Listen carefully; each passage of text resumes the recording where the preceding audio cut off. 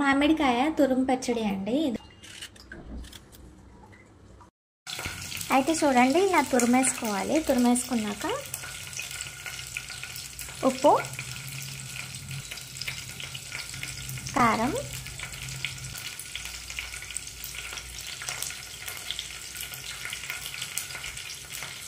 ఇంకా ఇక్కడ వచ్చేసి పోపు పెట్టుకుంటున్నానండి.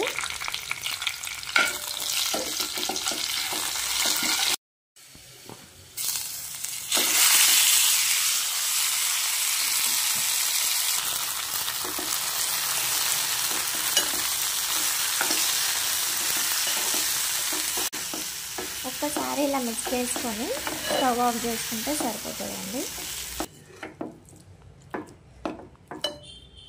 మామిడికాయ తురుము పచ్చడి నాన్ వెజ్లోకి సైడ్గా పెట్టుకొని తింటే చాలా బాగుంటుందండి.